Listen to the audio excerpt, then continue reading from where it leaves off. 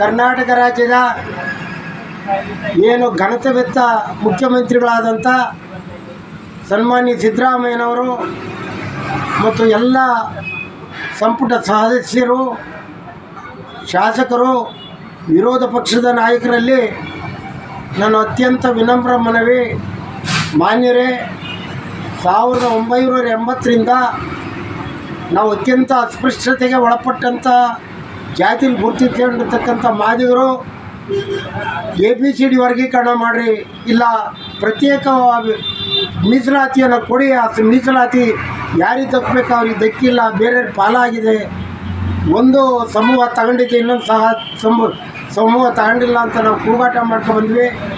2017, 2018ರಲ್ಲಿ ದೆಹಲಿ ಯಾತ್ರೆ ಮಾಡಿದ್ವಿ ಕರ್ನಾಟಕದಿಂದ, ಅದರಲ್ಲೂ ಸಿರಾ ತಾಲೂಕಿನಿಂದ 100 ಜನ ಹೋಗಿದ್ವಿ. ಮತ್ತು ಹೈದರಾಬಾದ್ ಚಲೋ ಕಾರ್ಯಕ್ರಮ ಮಾಡಿದ್ದೀವಿ, ಬೆಂಗಳೂರು ಚಲೋ ಕಾರ್ಯಕ್ರಮ ಮಾಡಿದ್ದೀವಿ.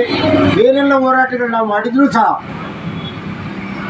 ಅದು ಸದಾಶಿವ ಆಯೋಗದ ವರದಿಯನ್ನು, ಅದು ಸತ್ಯಸಂಧವಾದ ವರದಿಯಾಗಿತ್ತು. ಕುಮಾರಸ್ವಾಮಿ ಸರ್ಕಾರ, ಯಡಿಯೂರಪ್ಪನವ್ರ ಸರ್ಕಾರದಲ್ಲಿ ಮಾಡ್ಬೋದಾಯಿತು. ಅಲ್ಲಿ ನಮ್ಮ ಅಸ್ಪೃಶ್ಯ ಜಾತಿಯ ಸಹೋದರ ಜಾತಿಯ ವಲಯ ಅಣ್ಣ ತಮ್ಮಂದಿರು ಅವರು ಕೋರ್ಟ್ಗೆ ಹೋಗಿದ್ದರಿಂದ ಅದು ವಿಳಂಬ ಆಗಿತ್ತು, ನಮಗೆ ತೊಂದರೆ ಆಗಿತ್ತು, ಮನವರಿಕೆ ಆಯಿತು ಅವರಿಗೆ. ಸುಪ್ರೀಂ ಕೋರ್ಟ್ ಏನು ಹೇಳಿತು, ಆಯಾ ರಾಜ್ಯಗಳಿಗೆ ಅಧಿಕಾರ ಕೊಟ್ಟಿದ್ದೇವೆ, ಅವರೇ ಒಳ ಮೀಸಲಾತಿಯನ್ನು ಮಾಡ್ಬೋದು ಅಂತ ಹೇಳಿ ಅವರು ಹೇಳಿ ಸುಮಾರು 2 ವರ್ಷಕ್ಕೆ ಬಂತು.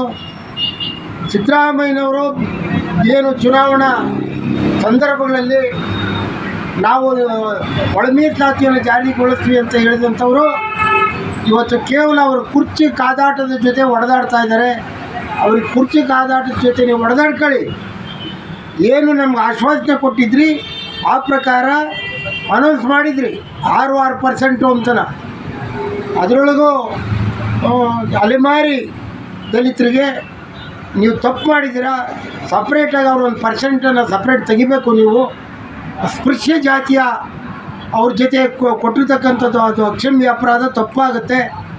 ಏಕೆಂದರೆ ಭಾರತ ಮತ್ತು ಕರ್ನಾಟಕ ಎಲ್ಲ ಏನಾದರೂ ಸಮಾಜದ ಕಟ್ಟಕಡೆಯ ಸ್ಥಾನದಲ್ಲಿರ್ತಕ್ಕಂಥವ್ರು, ಅಸ್ಪೃಶ್ಯತೆಯ ನೋವನ್ನು ಅನುಭವಿಸಿರ್ತಕ್ಕಂಥವ್ರು ಮಾದಿಗ ವಲಯ ಜಾತಿಯವರು, ವಿಶೇಷವಾಗಿ ಮಾದಿಗರು ಒಳ ಮೀಸಲಾತಿಯ ಸವಲತ್ತನ್ನು ಈವರೆಗೂ ಪಡ್ಕೊಳ್ಳೋಕ್ಕೆ ಸಾಧ್ಯ ಆಗಿಲ್ಲ. ಕಾರಣ ಅವ್ರ ವಿದ್ಯಾವಂತಿಕೆ ಕೊರತೆ ಇದೆ. ನಮ್ಮ ಜಾತಿಯ ಜನಸಂಖ್ಯೆ ರಾಜಕಾರಣಿಗಳು, ಅಧಿಕಾರಿಗಳು ನಮ್ಮನ್ನು ಎಚ್ಚರಿಸಿಲ್ಲ. ನಮ್ಮ ಸವಲತ್ತನ್ನು ಅವ್ರು ತಗೊಂಡು ಅವರೇ ಅನುಭವಿಸ್ತಾ ಇದ್ದಾರೆ.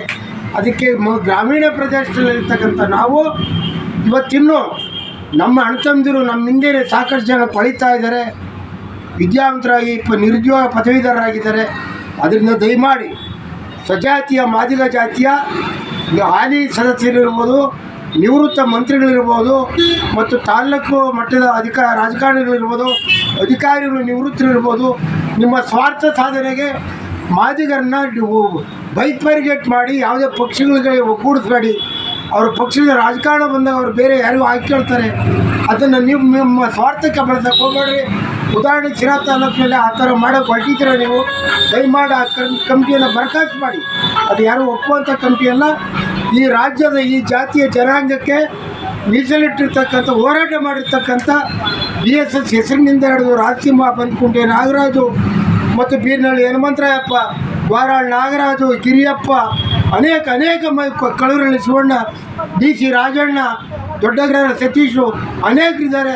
ಇವತ್ತಿನ ನಿವೃತ್ತರಾಗಿದ್ದೀವಿ ಅಂತ ಬಂದು ಜಾತಿಯ ಒಂದು ಬಿಂಬವನ್ನು ಇಟ್ಕೊಂಡು ಎಲ್ಲಾದರೂ ನೀವು ಜಾತಿಗೆ ಅನ್ಯಾಯ ಆತ ಬಂದು ಪ್ರತಿಭಟಿಸಿದ್ರೆ, ನೀವು ಮಾದಿಗ ಹೆಣ್ಣುಮಕ್ಳಿಗೆ ಅನ್ಯಾಯ ಆಯಿತು ನಾವು ಪ್ರತಿಭಟಿಸಿವಿ, ನೀವು ರಾಜಿ ಸೂತ್ರ ಮಾಡಿರಿ, ಅವ್ರು ಯಾರು ಅಂತ ಇಲ್ಲಿ ಹೇಳ್ಬೇಕಾಗುತ್ತೆ. ನಾನು ಮಾಧ್ಯಮದಲ್ಲಿ ಅವೆಲ್ಲ ಹೇಳೋಕ್ಕಾಗಲ್ಲ.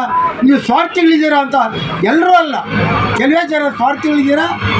ಜಾತಿ ಹೆಸರಿನಲ್ಲಿ, ಅಸ್ಪೃಶ್ಯ ಹೆಸರಿನಲ್ಲಿ ನೀವು ನಿಮ್ಮ ಮಕ್ಕಳಿಗೆ, ನಿಮ್ಮ ಕುಟುಂಬಕ್ಕೆ, ನಿಮ್ಮ ಸಂಬಂಧಿಕರಿಗೆ ಸವಲತ್ತುಗಳನ್ನು ಮಾಡ್ಕೊಂಡು ಹೊರಟಕ್ಕಿರ್ತಕ್ಕಂಥದ್ದನ್ನು ನಾನು ವಿರೋಧಿಸ್ತೀನಿ.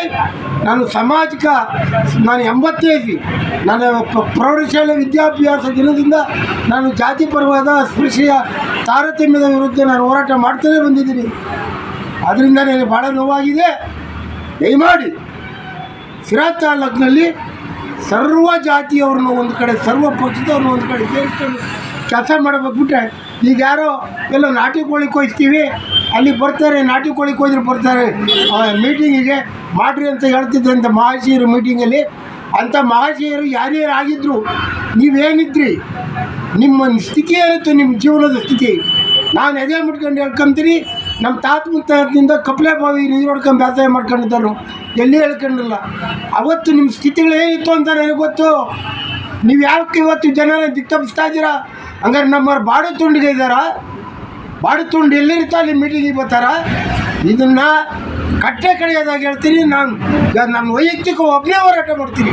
ದಯಮಾಡಿ ಇವ್ರಿಗೆ ಎಚ್ಚರಿಕೆ ಕೊಡ್ತಾ ಘನ ಸರ್ಕಾರಕ್ಕೆ, ಸಿದ್ದರಾಮಯ್ಯನವ್ರಿಗೆ ಮತ್ತು ಡಿ ಕೆ ಶಿವಕುಮಾರ್ಗೆ, ವಿರೋಧ ಪಕ್ಷದವರು ಈ ನಿಮ್ಮ ಚಳಿಗಾಲದ ಅಧಿವೇಶನದಲ್ಲಿ ಬೆಳಗಾವಿಲಿ ನಿಮ್ಮ ವೈಯಕ್ತಿಕ ಚರ್ಚೆಗಳನ್ನು ಬಿಟ್ಟು, ಸದಾಶಿವ ಆಯೋಗದ ವರದಿ ಇಂಪ್ಲಿಮೆಂಟ್ ಆಗಲಿಲ್ಲ, ರಾಮಮೋಹನ್ ದಾಸ್ ವರದಿ ಅಂದ್ರಿ, ಅದನ್ನಾದರೂ ಇಂಪ್ಲಿಮೆಂಟ್ ಮಾಡ್ಬೇಕು ನೀವು. ಏಕೆಂದರೆ ಈಗಾಗಲೇ ನಮಗೆ ಗೊತ್ತಾಗಿರೋ ಪ್ರಕಾರ ಎರಡೂ ಕಡೆಯಿಂದಲೂ ಕೋರ್ಟಲ್ಲಿದೆ ಅಂತ ಹೇಳ್ತಾರೆ. ಅದನ್ನು ಇತ್ಯರ್ಥಪಡಿಸ್ಬೇಕಾದಂಥ ಜವಾಬ್ದಾರಿ ನಿಮ್ಮಲ್ಲಿದೆ ಅಂತ ಘನತೆವೆತ್ತ ಸಿದ್ದರಾಮಯ್ಯನವರಲ್ಲಿ, ಘನತೆವೆತ್ತ ಡಿ ಕೆ ಶಿವಕುಮಾರಲ್ಲಿ, ವಿರೋಧ ಪಕ್ಷದ ನಾಯಕರಲ್ಲಿ, ಎಲ್ಲ ಪಕ್ಷದ ಸಹೋದ್ಯೋಗಿಗಳಲ್ಲಿ ಅತ್ಯಂತ ವಿನಯಪೂರ್ವಕವಾದ ಮನವಿ ಮಾಡಿಕೊಳ್ತಾರೆ.